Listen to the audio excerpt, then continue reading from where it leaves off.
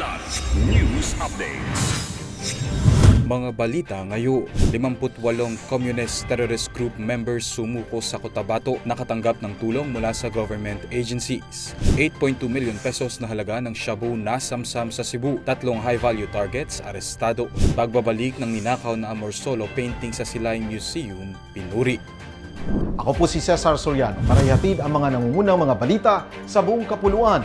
Ngayon, 58 LILO members ng Communist Terrorist Groups o CTGs ang sumuko sa 39th Infantry Battalion sa Makilala, Cotabato nitong Abril 26.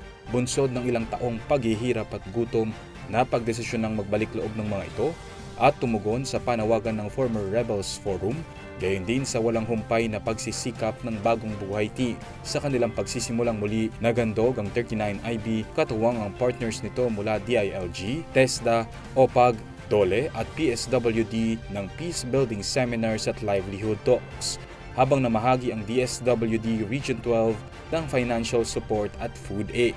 Lumahok din ang dating CTG members sa isang deradicalization session na pinangunahan ni Belly Berana alias Borja, dating commander ng Dismantled Guerrilla Front, Ali. Kasabay ng kanilang pagsuko ang pag-surrender ng isang caliber .30 carbine rifle. Mahigit 8.2 milyong pisong halaga ng shabu ang nasamsam sa isang serya ng operasyon ng Police Regional Office 7 o Pro 7 sa Cebu, Kamakayla na nagbigay ng malaking dagok sa mga drug syndicate sa rehiyon. Ang pinakamalaking huli ay ang 2 buy-bust operation sa Cebu City na nagresulta sa pagkakakumpiska ng 900 grams ng shabu na nagkakahalaga ng 6.1 million pesos. Sa unang operasyon ay huli ang isang 22 taong gulang na high-value target sa Figueroa Street, Barangay Sawang Calero at nasamsam ang 500.5 grams ng shabu na nagkakahalaga ng 3,403,400 pesos. Ang pangalawang buy-bust sa Sitio Sinulog, Barangay Mabolo ay nagresulta naman sa pagkakakumpiska ng 400 grams ng shabu na may halagang 2,720,000 pesos, pati na rin ang 250 pesos na cash at mga drug paraphernalia. Sa isang hiwalay na operasyon sa Barangay Tayud, Consolacion, nahuli ang isa pang high-value individual at nasamsam ang 100 grams ng shabu na may halagang 680,000 pesos. Ang mga suspect ay lalabag sa kasong paglaba sa Republic Act 9165.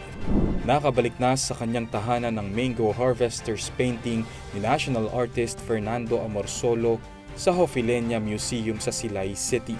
Matatandaang ninakaw ang 1936 na obra noong Hulyo 3, 2024. Ngunit agad itong nabawi ng National Bureau of Investigation o NBI sa isang entrapment operation noong July 11 sa Quezon City. Dinala naman ito agad sa National Museum sa Maynila noong Hulyo 12 para matiyak na ito ang nawawalang obra at isinailalim sa authentication. Noong Biyernes, ipinagdiwang ang unveiling ng painting sa pangunguna ng pamilya Hofilenya kasama ang mga opisyal ng lungsod, mga alagad ng batas at mga tagapagtaguyod ng kultura. Nagpasalamat naman ang Hofilenya family sa NBI, PNP at iba pang tumulong sa pagbawi at pag-authenticate ng obra. Binigyan din ng pagkilala ang pedicab driver na si Joey Dakila at Ace Brian Besana, ang security guard supervisor na nagbigay ng mahalagang impormasyon sa investigasyon.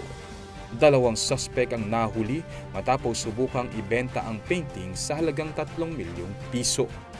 Para sa Kidlat News Channel, ako si Renzo Renon, nag-uula. ako po si Cesar Soriano, kasama nyo sa bawat pagputo ng balita.